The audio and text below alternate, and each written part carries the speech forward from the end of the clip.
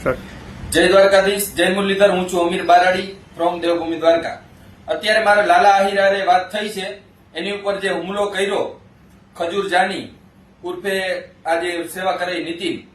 હવે આ હુમલો અમે વખોડી કાઢી છીએ અને અમારા સમાજના દીકરા ઉપર હુમલો અમે સહન નહીં કરીએ. એટલે આમાં જે સંડોવાયેલા છે એ ધ્યાન રાખજો, અમે મૂકશું નહીં. ગમે એ રીતે અમે આનો બદલો તો લેવું જ.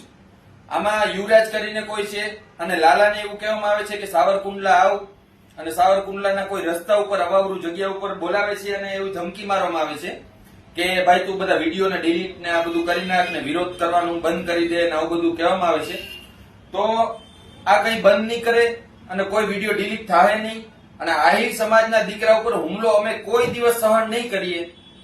આ એક યાદ રાખજો, પેલો આહિર સમાજનો કોઈ દીકરા ઉપર હુમલો થયો તો પેલો ઘા અમીર બારાડી સહન કરશે. ધ્યાન રાખજો, અમીર બારાડી આહિર સમાજની વાત આવશે અહીંયા પેલો ઉભો હશે. એટલે અમે કોઈને મૂકશું નહીં. લાલા આહિર ઉપર હુમલો ઈ અમે સહન નહીં કરી.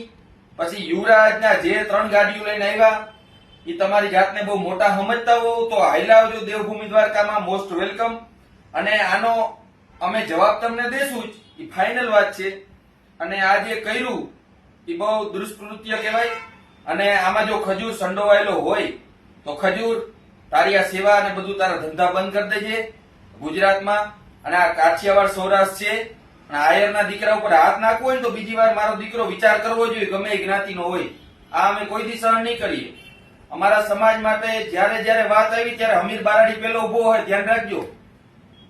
ભલે કદાચ 2 કેસ વધી જાય પણ અમે તમને મૂકશું નહીં. કેમ કે અમારા સમાજ ઉપર વાત આવી, અમારા સમાજના દીકરા દીકરી ઉપર વાત આવી, તેથી અમે લડવાના જ છીએ. બરાબર? આ એક યાદ રાખીને હાલજો. ભવિષ્યમાં અમે સહન નહીં કરીએ ખોટું કોઈનું. કાયદાકીય રીતે અમે બધી રીતે અમે અમારી રીતે સક્ષમ રીતે લડવાના જ છીએ. અને અમુક વસ્તુ આમાં વિડીયોના માધ્યમથી અમે ના બોલી શકીએ પણ અમે આનો જવાબ તમને દેશું, જરૂરથી દેશું.